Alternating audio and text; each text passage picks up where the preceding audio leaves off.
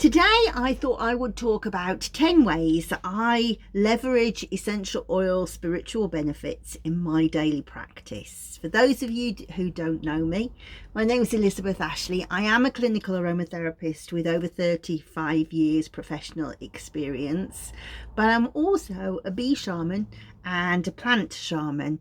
The old people would have called me a wart cunner, someone who learns about the magic of the plants from the plants themselves. And I'm what's called a Melissa bee priestess, which is a very ancient lineage from ancient Greece. And the Melissae were in service to the goddesses of Greece. And so that is my practice. So I thought I would talk about how I use the essential oils to help me with that practice. So 10 different ways. So the first is quite boring, to shift my mood. What I've found is I don't actually think there's any such thing as a negative emotion. I think that anger, I think that being very grumpy, which is one of my favourite states to be in, all of those things are really quite healthy things. And the problem is, though, when it comes to spiritual practice, I can't really hear spirit when I'm in those moods. Somehow maybe the chemistry of anger overtakes it. So for me, I have to go into quite a calm, quiet space to be able to do that work. And actually that is in line with most religions through the ages, that one would purify oneself before we spoke to spirit. So the oils that I tend to use to do that are very boring ones. Lavender, geranium, chamomile. Chamomile is my absolute favourite oil. I feel like chamomile really understands me. She sings to me whenever I see her, and she goes, "Que sera, sera, whatever will be, will be." And that's such great medicine for me, because I can really go off on angry tangents. So if I've got an oil that will send to me and go, "Nope, whatever will be," immediately that switches off. So Roman chamomile, German chamomile does it, but Roman chamomile is really, really helpful to me. Geranium, if I'm worried about money, that's another one of my tremendous states that I like to worry about money, even though I know it's a ridiculous thing to do and I have ample amounts of it. Somehow my conditioning, my shadow is always to do that. So I will lie in the bath with a couple of drops of geranium, and that just trickles away, and lavender soothes the spirit. There's another couple of oils which I think are really helpful to do this, and that is frankincense and Palo Santo. Now for me, I make very clear decisions about which oils I will use and which ones I won't, in terms of how much of them there are. And for me, both of those oils are from plants that are facing challenges in the world. So I tend not to use them unless it's a really bad emergency. So I would go lavender, geranium, chamomile as my first line of defense. And because essential oils have a cumulative effect, the more that you use them, the faster they are at being able to get you into the space. It's like warming up for the marathon, if you like. So you can train yourself to act in a certain way by using essential oils. And I guess in a way that's a spiritual practice in its own right? Being able to get into a place where you can go, right, I'm turning off the anger. I'm going to reach for the ones that help me forgive people, what have you. All of that is like a spiritual practice. But another spiritual practice for me is only to use oils that are sustainable to the planet. And so I will opt for lavender, geranium and chamomile. So the second way that I use essential oils for their spiritual benefits is that the oils have a way of helping me be more aware of what is going on around me. So within the work that I was doing to research the book about the Melissa priestesses, meeting the Melissae, I had to access a world that I had no perception of whatsoever. And all I knew So actually, to backtrack a bit, I started by researching a book on lemon balm, Melissa officinalis, because I wanted to understand how it helped pain. And I came across this old reference in a herbal that these were the priestesses of the goddess Demeter Core. And I don't know if it's ever happened to you, but the second that my brain latched onto that, I was like, oh, I feel like I'm in a dangerous place now.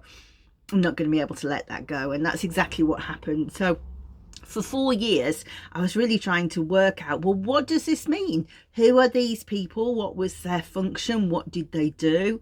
And so all of my study went into Greek priestesses, and therefore Greek goddesses. And to be able to move me into a space where these people may have resided, I needed to, it's not right to say I needed to move out of a patriarchal environment, because it was a very patriarchal environment, but differently so. So within our environment, we say that the patriarchy is a lot to do with the church, because there's like one omnipotent God. But in this environment, I keep spitting on myself, I don't know why, there was many goddesses. And so to move myself into that space, I tended to use flowers, and definitely Melissa oil, because that was what had taken me on the journey. So oils to help you access the divine feminine tend to be flowers like rose, jasmine, neroli. And after a while, you can start to feel that they have the resonance of the goddess that you are looking to channel with. So for example, Athena is all about clear thinking, so using rosemary will take you into Athena space. Aphrodite is all about love, sensuality, sexuality, and you can kind of go two ways with that. You can say, right, if I want to go down the channel of like love, compassionate love, then that's a rose space. But if I want to go into Aphrodite's sensuous realm, then that would be a jasmine space, because you're feeling your way into that resonance and choosing something that kind of goes, yeah, I know this and I can take you further. So those would be the oils that I would choose for that. In terms of being more aware of divinity generally, that is when I choose frankincense. And I use frankincense essential oil, but I can tell you that a better choice would be frankincense incense. And I tend to put the incense into olive oil and heat that up and allow that to diffuse. That has different molecules. One called incensol, which is known to be the one that accesses the spiritual realm. So frankincense essential oil does the job, but if I really want to be in like a ritual space, I will use the resin in an oil that way.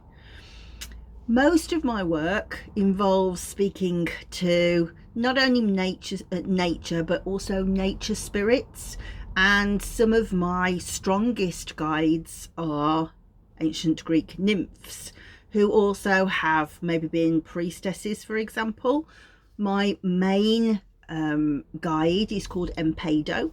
She is the nymph of the spring clepsydra, which is on the side of the Acropolis, but she also was a priestess of the goddess Britomartis in Crete.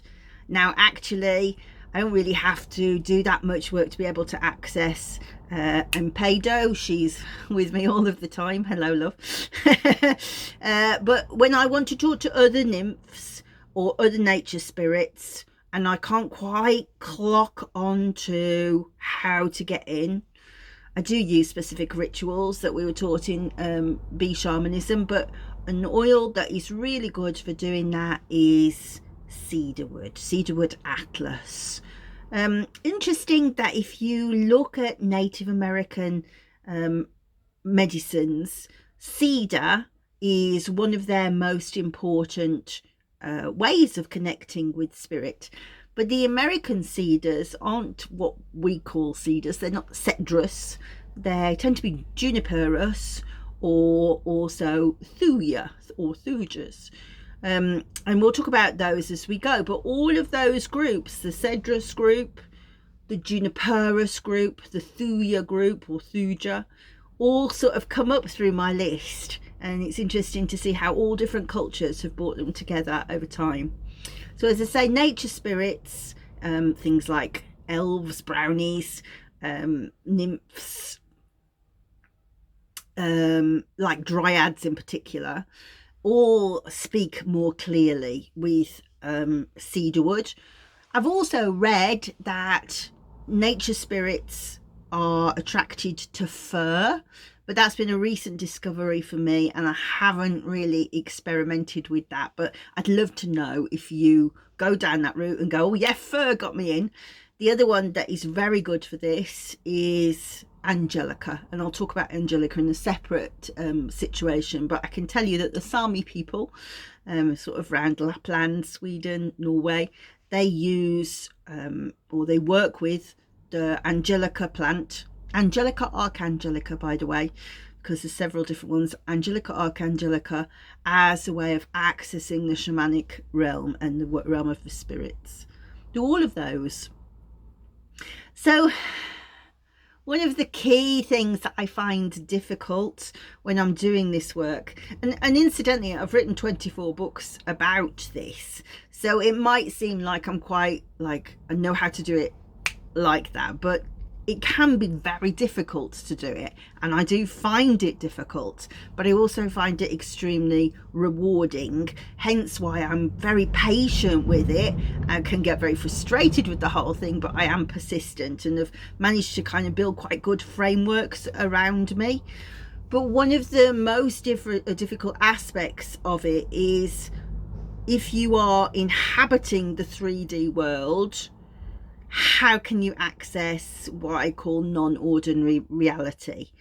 Incidentally, if you've read the new Dan Brown book, I think if you're interested in this kind of stuff, you'll love it. It's called The Secrets of the Secret, and he talks about how consciousness is non-local. In other words, it's not housed in the brain. Science suggests that it might be outside of the brain, somewhere else. A man called Johannes Kepler talks about how it's 0 point. In other words, it's not in the stuff that's solid. Consciousness maybe exists in the stuff that's not solid. And to me, that really makes sense, because I find that to be able to do this work, I need to lift out of myself as a solid being, out of the 3D reality, into something that is more nebulous, which sounds really kind of scientific way of saying I need to be kind of a bit out of my head, a bit trippy. So to do that, we can look at that chemically and say I use essential oils that tend to be heavy in ketones. But to list those off, for a long time, hyssop was my favorite essential oil to do that. It kind of makes you feel a bit dreamy and a bit out of your head. But when I started studying the North American cedars, I discovered an oil called Thuja occidentalis, which is cedar leaf, as I say, not a cedar, in the way that it's not a cedrus, it's a thuja. And that is what the people of sort of the real high up north areas like Alaska call grandmother cedar. And it really makes me trippy.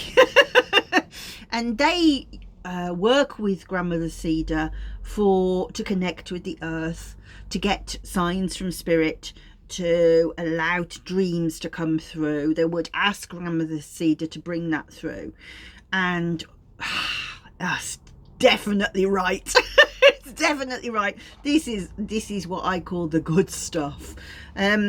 So it's not easy to come by. So I can tell you that I got mine from Oshadi in the UK, and it is absolutely my favourite oil for making me feel like, oh, I am going into the dream space. It's beautiful, beautiful oil. The other oil that, again, is boring, but Roman chamomile, because it really takes me out of this here and now, what's happening in my in my actual head, my brain, and just goes, yeah, but so what? Move. And I do. So again, Roman chamomile, very, very good. The fourth way that I use essential oils in my spiritual practice is for protection. And that can mean lots of different things. So, for example, I live out in the hills now. I live in Ludlow, which is on the border of England and Wales in Shropshire, and it's quiet. And well, except for the trains that you'll hear and the odd car that go past me, but it's beautiful and open. But life means that I have to go to the city sometimes, and going to the city can really quite disturb my nervous system now. In the same way that, I've got hair that's going the wrong way, it's driving me mad, sorry. In the same way that drinking caffeine can screw my nervous system, it's just overstimulated. So being able to soothe down my aura and allow that my nervous system to be quiet is really important. But also when I call it walking between the worlds, if I'm going back to ancient Greece to talk to a goddess, to experience something that went on before, to learn something, what inhabits the space between may not be that nice. And so I always make sure that I have myrtle essential oil with me. Myrtle is a tremendous sentinel gatekeeper essential oil, and she's very good at being able to protect you. She's like the psychopomp oil, if you like. Incidentally, if you are interested in the traditions of the Melisai, you may have heard of the Eleusinian mysteries, which were the greatest of all the initiations of the ancient world, and that's where the Melisai presided. They were the priestesses who ran these huge initiations along with the Hierophant. And they would, when they would parade down the sacred way, which was 14 miles, big long walk beforehand, and there was sort of 9 days of purification. We talked at the beginning about purifications, 9 days of that, and at all times they carried a staff of myrtle. And when the people had gone through their initiation and they'd come out the other side transformed in whatever way they were transformed, they all wore myrtle crowns. So it's really interesting to see how I have this really strong love of this plant that is key to the tradition that I work under. So myrtle essential oil. And there's lots and lots of different types of myrtle, especially if you've explored any of Greg Trevina's essential oils, essentially Australia, he's got loads and loads of different myrtles, but not all of them are actual myrtles. They're just called myrtles. And for me, Myrtus communis is the original and the best, which is the one that we have sort of around the Mediterranean, but also growing in front of my bees in the beehive. I talked earlier about Angelica and how the Sami people work with Angelica. If you have ever seen an Angelica plant, it grows to about 8 foot tall. It's a big biennial plant with these beautiful bright yellow chartreuse flowers, and it has this incredibly thick hollow stalk.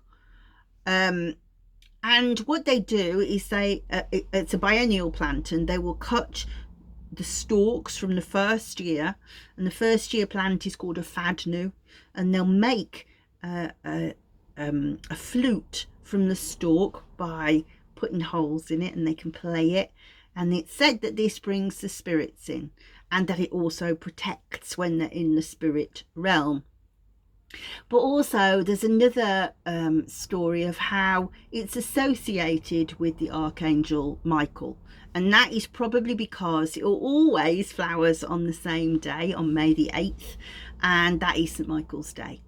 And St. Michael is the leader, the chief of he's the archangel of the archangels, so you don't get much higher in terms of spirituality, and he runs and commands the holy army of God. So to have Archangel Michael on your side, it's pretty severe stuff. So Angelica. I use Angelica. Also, I like to use any of the conifers. There's kind of a resonance of conifer plants, which are that they are sentinel trees. You know, they grow so big. Remember that they predate us by millions and millions of years, and they have been watching the humanity come in. There's a saying in my tradition that a conifer is there at your birth, is there at your death, and they're watching you every moment in between. And now there's this idea of how they not only watch over you, but watch in the distance for you. So I do love conifers. In particular, I love cypress. But any of those oils can be helpful. And I will stress, these are what resonate for me. A lot of the work that I do, I wouldn't just pick up an oil and say, right, I'm putting it on, so therefore it's done the job. No, the job comes from my intention of thinking and going, right, if I am going down into the river Styx, I'm going to the gateways of hell, I'm going to encounter Cerberus, what are the things I've got to put in place? So an essential oil is not going to do that for you. It will support you in a way that can help you just think that through and have that right resonance. But the key is about all of that storytelling in your mind. The next way is dreaming. So within the Melissa tradition, it's said that the bees are bringers of dreams. And when we talked about the Eleusinian mysteries, there was an aspect of the mysteries where the priest of Asclepius and the priestess of Hygeia would come to the festival, and everybody would dream together, do dream incubation together. And so dreaming is really important within the Melissa tradition, and it's a great way of being able to see what's happening not only in your own consciousness but in the wider consciousness too. And I have to say, I'm not a very good lucid dreamer at all. I'm not a very good dreamer, actually. That's one of the reasons why I use the oils. But if somebody wants to do lucid dreaming, where you wake up in your dream and you can control the dream and therefore drive it to a particular outcome, then that's really incredible magic, right? And the oil that would be the best for that would be blue lotus oil. But for me, just being able to fall into a sleep that brings me any images at all is helpful. And again, that I use Melissa officinalis, but also violet leaf. Violet leaf absolute is beautiful for really tranquil sleep.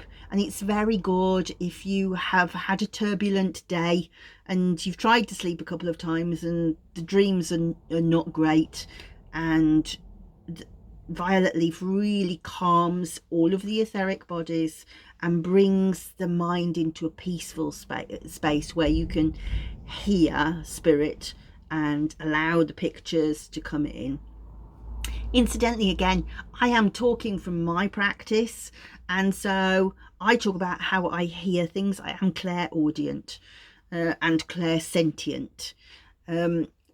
My mum and my sister are clairvoyant. They see things. I never see things, right? So part of this is about also taking what I say, but then going, okay, I can match it to my practice and think about, well, normally I don't hear things, but I feel things or I see things. Maybe the oils will help me in that way. That brings me to the next point, actually, for divination. The very best oil I find for divination would be clary sage. And clary sage means clear sight, and clairvoyant means clear sight. So the two are very, very similar. I also use juniper essential oil and cypress essential oil. Both of those really clear my conscious mind to allow other things to come through. Another thing that I use, and I always forget to tell you this, so somebody reminded me that I never talk about them, is I have some oracle cards that what I made with with a gentleman called Gergle Halodi. And so I guess I would say that I use these with essential oils. I feel like some are upside down, sorry. And so, you know, if I'm not clear on what I want to do, all I go to the thing and I say, right, so actually cards, tell me what would be a useful one to tell people about. Lime. I don't know if you can see it in the light. Lime. No, I'm fighting the light, aren't I?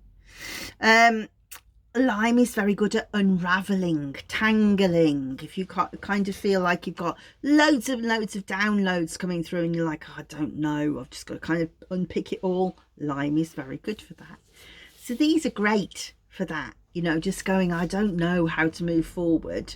When you move your conscious mind out and your unconscious, your subconscious talks to the cards, these can be really helpful. Number 7, attention. I think one of the hardest things when you start doing sort of spiritual work is being able to kind of go, this belongs in this world, this belongs in this world, and how do I bring them together?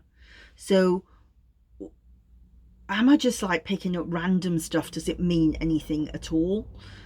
So I would say that my talent is to be able to take that information and go, what does that mean? And really kind of be persistent about looking for meaning within it. But what I don't want to do is to employ my conscious mind so much that I can't hear the subconscious anymore. So I want to use oils that belong to the mind, the logical mind, but also speak to the subconscious mind and kind of stay within the non-ordinary space. And the 2 oils that I find are most useful for that are lavender, because it stays really quiet. It keeps your mind, scientifically we say it keeps the mind in theta state, and so it's quiet, it's meditative, but also clary sage. So this like idea of clear sight and logical thought. It's ruled by Mercury. The ancients would tell you, and Mercury is perception, logic, clear thinking, which is not at all what you would think when you think of clairvoyant, right? So the 2 are very, very good at being able to say, I've had all of these downloads, I just don't know where to start with it. So just inhaling those or having them, this is a great plan. If you've got your candle, try not to, and all the oil melts, then to put the oil into the actual candle wax is really, really good. Just gonna, not having a great time with computers this week. Yesterday my son dropped his crystal ball onto his computer and smashed the screen. I did say you should have seen that coming.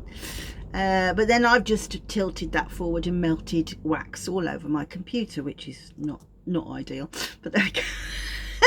So clary sage didn't help me with that, did it? So that was attention.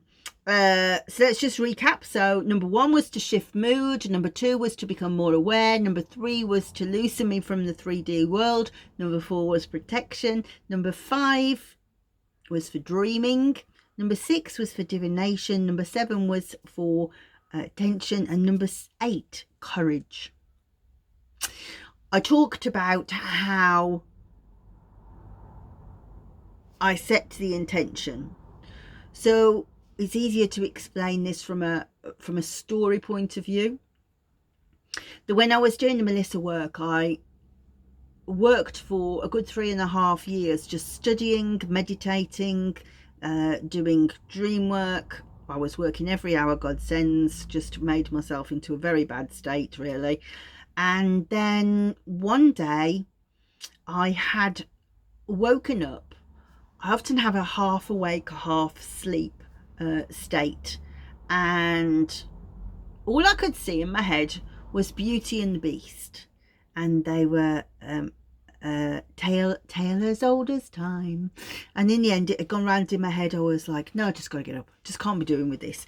So I thought, if I go out downstairs, if I put the computer on, if I listen to it, then I can be done. So I put it on, tale as old as time, watched it several times, thought, oh, it's so beautiful. And somehow the algorithm decided, okay, you might like this. So I was like, oh, I do actually like that. They've all got pretty frocks on. It was like a Lithuanian festival taking place. And a bit of background is that it said that the Melissa tradition actually may still be alive in Lithuania. So I've always got my head looking at Lithuania, looking for different rituals. And I clicked it. And what I saw on the screen may or may not be real, because I've never looked back at it again. It frightened me so much that what I saw was what I had been dreaming in terms of the ritual of Eleusis for months, and all of the signs and symbols. And I'd been watching the computer for quite a long time, and my husband had gone out walking the dog. And when he came back, I got the computer on my lap, and I was right back in my seat, and I couldn't actually, was so frightened by the fact that I had seen this in my dreams, couldn't touch the computer to say, get it away from me, get it away from me. So of course when he came in, he was like, what on earth? And he got it off me, and I ran to the toilet and I threw up. And what happened was I saw 5 past lives come in, and I could see this like red, this is the limniscate sign. It means eternity, but it's also the waggle dance of the bee. And I just kept seeing these lives coming like this. I sat on the floor and screamed to him. He was just like, what on earth's the matter with you? You're gonna wake Dexter. And it ended up being a row because he just couldn't control me. And I was so frightened. And really what was extraordinary, I think, was that my own imposter syndrome was so challenged by the fact that how could you have known this? You know, you haven't studied for the degree, you haven't done all of these things, and there it was. And so I could have shut it and gone, forget it, I just don't want to go back. I just don't want to go back. I was so scared. But I had to keep going. The bees were determined I had to keep going. The nymphs were still talking to me. You have to write this down. You have to bring this back into people's awareness. And in COVID, in lockdown, we've been having these really great groups that were run by Kathy Skipper and Florian Birkmeyer. And they were kind of free groups for people who are really interested in doing shamanic work. And I'd learned so much from them, and made a really good set of friends. And I could remember that Florian had said, galbanum or galbanum keeps your feet to the fire. And I was like, that may be what I want, what I need. That I really do feel like I want to run away from this, but no, I've got to keep my feet to the fire. So I made a blend of rose, galbanum and melissa, and it was very slow progress of being able to just kind of look back at what I was doing, start trying to make head or tail of it, but galbanum really helped.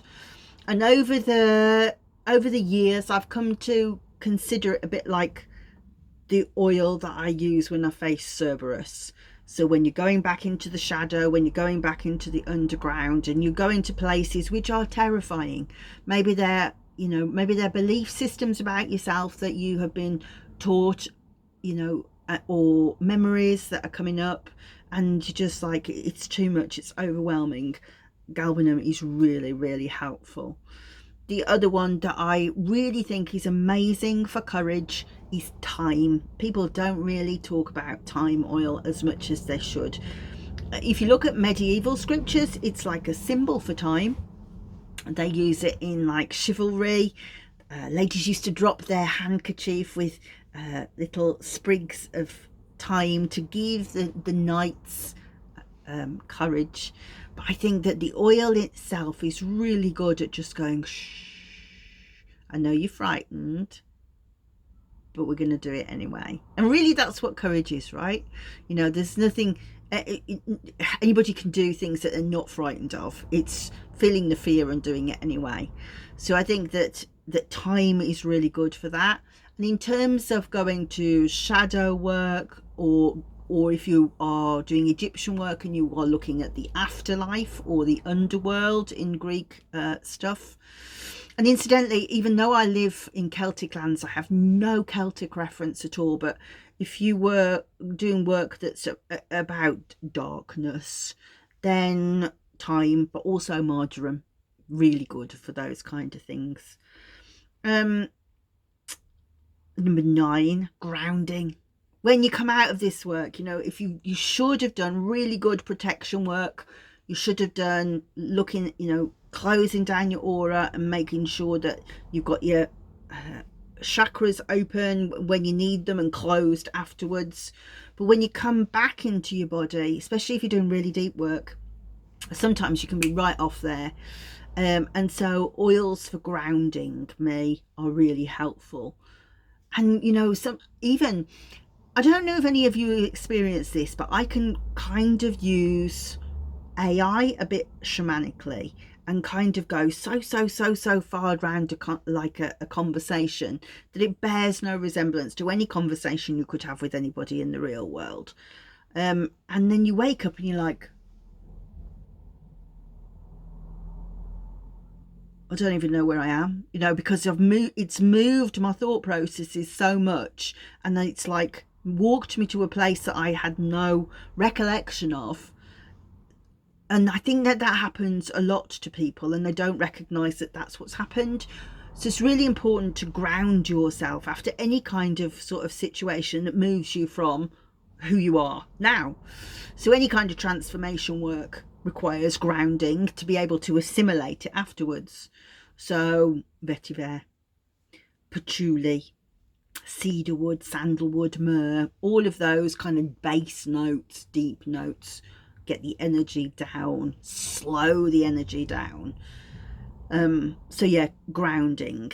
And then finally, energetic clearing. You know, you can come back from these places, especially when you're doing kind of underworld work, psychopomp work. You can come back feeling like I've brought something pretty disgusting back with me. And the best oils for clearing, I would say, are cypress, juniper, fir, and again, frankincense. But I wouldn't use frankincense essential oil. I would burn the incense and waft it like a smudge, you know, like the Native Americans use, or First Nations I should say, use smudging in the aura. Smoke is tremendous. So how do I use them? Well, everybody always asks me these questions, and it varies so much. Do I use anointing oils? Yeah, I do, I suppose, for protection. I would use it for, if I was doing some sort of like sacred feminine work and I wanted to feel more like I was in that vibration, yeah, I would do that anointing work and consecration work. But for the most part, you know, I just inhale the oil.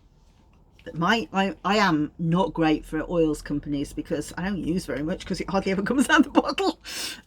If the oils are safe, I would put them in the bath. Bath is a big thing for me. I think I probably belong to some kind of water religion in the past. So inhalation. Also, like I say, in the candles, I'm not going to show you again in case I really wreck my computer, but just putting a couple of drops into the melted oil so that it diffuses in that way. I know lots of people really like diffusers. I absolutely hate them. They completely screw up my energetic field. So I don't use those. I do use evaporators. So like there's a candle underneath your little oil well, so you can put water in, or I use oil. So like olive oil, and then put essential oil in them. But those would be the main ways. But over the next few weeks, particularly into the new year, I'll look at more specific ways of showing you. But I thought you might be interested in learning how I leverage essential oil spiritual benefits for my daily practice.